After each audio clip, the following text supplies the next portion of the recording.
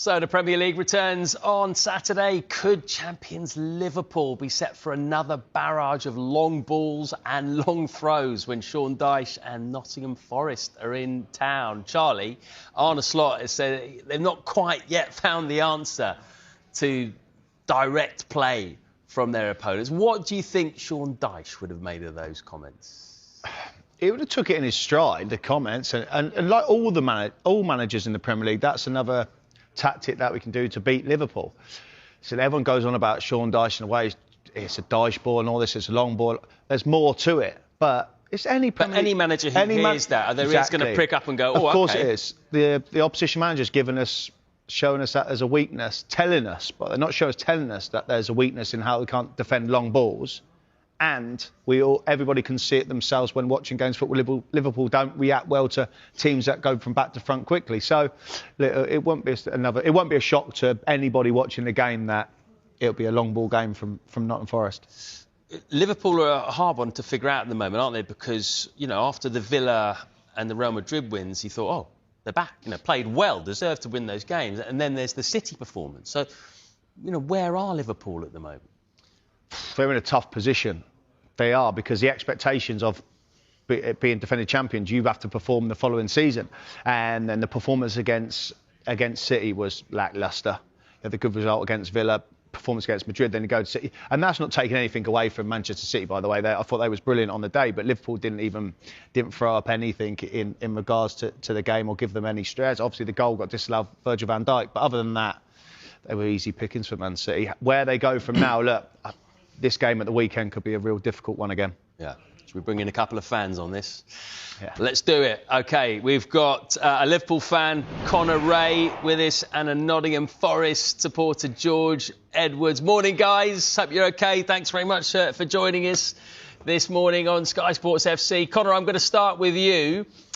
Given what Slot has said about Liverpool struggling to deal with those long balls, when you look at Sean Dyche and Nottingham Forest, are they one of the last teams you'd like to face right now? I think I'd sort of echo what Charlie said a little bit there, being totally respectful to Sean Dyche, I think. And he's an underrated manager, in my opinion. I've said that for you. Even when he was at Everton, I had to bite my tongue a little bit saying it then, but I've always felt he was a bit underrated as a manager. I don't think Slot saying that we struggle with long balls is going to have changed Sean Dyche's approach at all. He knows what he wants from his teams. He knows how to set them up. He sets them up difficult to play against and difficult to beat. And I don't think we'll see anything different in his approach.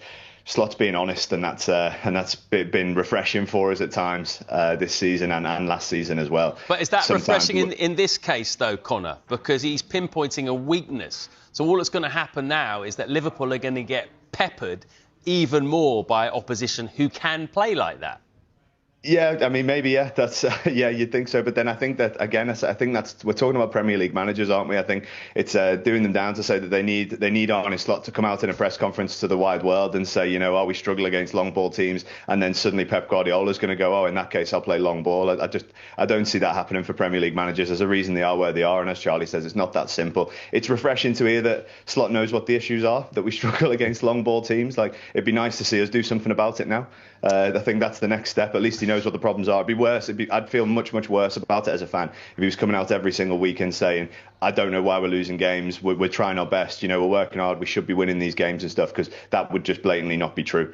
So, yeah, we'll see. But, and we've struggled against Forest already without Sean Dyche as a factor as well. Last season, we didn't manage to beat Forest. We had a couple of good wins against them previously, but they've been tight games except for one, I think, in the last 3 years. And the season before that, we struggled against them as well. So whilst at home, Forest, it should be a winnable game for this Liverpool team. You just don't know which Liverpool's going to turn up at the moment. Now, Forest have got a lot more than just playing long ball football, but the point is that there's definitely a movement this year in the Premier League towards a more direct style of play. Look at Arsenal, who are leading the way, and they play a very direct style of play. Some people argue that they score too much from set plays and not enough from open play. So my question to you, Connor, is that if Liverpool can't fix this defensively in terms of how to repulse direct play, then do you think it's going to be very hard for them to mount a title challenge? Yeah, I think, we've seen before, haven't we, the Premier League, all the best Premier League managers adapt. to come back to Pep Guardiola, he changed his style a couple of years ago with City. I mean, even buying Haaland at the time, was people in Haaland's first season at times were questioning whether he was the right signing for the way that they play football. And look at him now, that the best teams and the best managers adapt. And you're absolutely right. This season we're seeing a shift more towards set pieces and long balls, and Liverpool have been slow to adapt to that. And it is now, it's down to Slot. And I've said this before as well. Slot's got to find the answers now. It's all well and good him knowing what the problems are and saying what they are, but he's got to find the answers now. And if that means us dropping a bit deeper and sacrificing a bit of that pressing up top and things like that, then that's what we've got to do. We also, on that as well, we need to get better from defending set pieces as well. Our record for defending set pieces. Connor, on that, sorry, jump in on there. But that was last year. It's right to say Liverpool didn't have to deal with long balls, etc. But yes, okay, Trent's gone is out of there. Kirk has been playing, but obviously Robertson's been back in. Konate and Van Dijk were still there. They were still having to defend. The number one principle is defend the box, defend crosses. Nothing's really changed. The only thing that's happened is the mistakes are happening and they're being capitalised on it by the opposition team, right? And we're going about how is it going to change, how is it going to improve? Well, they have to do it on the training pitch week in, week out. Do it in the games, because ultimately they can't bring no players in until January. And then the argument comes to it, well, Mark Gay is a perfect person to come in because the Konate saga continues. How they move on is start defending like it means the world to them. And not worry about it'll be okay because we've got Mohamed Salah to go and get us out of trouble and go and score goals. That's the truth. That last year, that was because Salah's the talisman and everyone looked towards him. He was the one to go and get the goals, right? We concede one, we go and score two. Well, actually, do you know what? They don't work like that. And it hasn't been working like that since the start of the season. Do you know what? And we said the same. A lot of Liverpool fans said the same last season. We saw at the end of the season, and particularly after January, when Salah's not firing on all fronts last season, that reliance on him was criminal at times, and the rest of the team weren't picking up the slack. It's why nowadays we're seeing a lot of revisionism about whether we were right to sell Luis Diaz because of how well he's doing at Munich. But you look at him last season in January, February, and the chances he was missing for us and not picking up that kind of responsibility. And if we've shared that burden across right as well. It's all well and good me sitting here and saying that Slot needs to fix things and to figure out what the issues are as well. But you're absolutely right. We need to cut out the individual errors, and they have really defined our season so far. It's been uncharacteristic at times from Van Dijk. Konate looks like his head's been turned at times this season as well. It was refreshing to hear him come out in the international break and say that he wants the contract situation resolved as soon as possible. Whether that leads to Gueye or not, it doesn't really make any difference to us fans. We just want to see them putting the performances in on the pitch and playing for the badge on the front of the shirt, right? And that's not been happening at all times this season. I got slated a couple of weeks ago because I came on and said I wasn't impressed with the form of Van Dijk, and thankfully he's picked it up since then a little bit. But you only have to look at the City game, and they were both miles off it again. And we can't keep letting that happen. Last season we won the league because every game, you're absolutely right, they were leading from the back all over teams straight away, playing like their lives depended on it. And this season that's been missing for sure. George, I want to get your thoughts in a moment as to what kind of approach we will see from Forest against Liverpool. But first of all, important win against Leeds, but you're still in the bottom three. How worried are you about the possibility of relegation? Can this Forest squad, can it really get relegated? Of course it could. I mean, anything can happen in the Premier League, and I think you've seen in past seasons far better squads than Forest squad get relegated. Obviously, if you'd have told us at the start of the season, finishing 7th with the Europa League campaign ahead of us, that we'd be 19th after a quarter of the season, we all wouldn't have believed you. But a lot has happened this season. I think now we're on the right path, but we're still 19th. Sean Dyche just came in. He sort of eradicated all of the defensive issues with Ange Postecoglou. And if he was still there, I don't think we'd be talking about a potentially tight game. I think it looked like Liverpool would just run about 5 goals through us. But now we look a lot more solid. We look defensively sound. We look comfortable with what we're doing. And yes, we're 19th. We have to pick points up soon. And I think that's why, even if we lose at Liverpool, it might look disappointing because we've got Liverpool and Everton, our next 2 away games. I think we've got to get something out of them, along with Brighton, Wolves coming after that as well. So we're a lot more of a harder team to beat, and I think we're a lot more confident, but we're still 19th. And until we're mathematically safe, anything can happen in the Premier League. George, on that, I've got to be honest, that's refreshing to hear a fan come out and say that is the situation, because that is it. But I truly see Sean Dyche, the coaching team that he has, to real turn that around in the squad you've got to going forward. Looking forward to the weekend's game against Liverpool. How they're going to play is not all about long balls, etc. Sure, I remember years ago it was always position more than possession. Don't worry about keeping the ball in your own half, get it up into the opposition half. And ultimately, that's what's happened when teams have gone and played against Liverpool. Yes, it's all about long balls, etc. But if they ain't got the ball in their own half and it goes in Liverpool half, they sometimes they've been struggling to deal with that, and it's shown, and the results have shown. But it's easy to turn around and say, oh, it's all about long balls. Liverpool can't defend long balls. Actually, they're struggling they're in their first third. So I expect Sean Dyche to really capitalise on that over the weekend. And Sean Dyche's strength over his managerial career has been targeting long balls, but that's not what it is all about, and that's not all Forest are about. Forest were the only team to beat Liverpool until they became champions last season. And look at the goal we scored. That was second half, 2 wingers, through Liverpool in our box, and then in 10 seconds we're on the edge of their box scoring a goal. Here we go. And 10 seconds earlier we were defending a corner, I think. So there's not a lot in that. That has been our strength, attacking play out wide. I think we lost Elanga to Newcastle over the summer, and that sort of halted our wide play. But we've got a lot more than long balls, and then with Chris Wood coming back as well, our defence looking a lot more solid. I think we will be a hard team to beat. A lot of the success, I think, last season with obviously getting 4 points off Liverpool came from Nuno and his tactical nous, particularly the Anfield game, where he packed the midfield from the start and then brought the wingers on to win us the game. I think maybe Dyche isn't as good a tactician as Nuno, but he still knows how to set up a team in the Premier League, and he's taken points on Liverpool before. So I think it will be a very tough game for Liverpool, and it's one that Forest have to target to get something from. And from excellent. Sorry, guys, got to cut, and they're running out of time, I'm afraid. Sorry, George, but excellent calls from both of you. Very, very considered thoughts. Really appreciate that. Do call in again soon, yeah? Given how good he's been for so long, do you think he can be pretty relaxed about his future, that those interested clubs will be there, even if it's not in January, that they will still be there come the end of the season? Yeah, he needs to keep himself fit, doesn't he, for that? I mean, there'll be a queue a mile long for this boy. I mean, he's top draw. Wonderful player. He doesn't have to settle to the Premier League.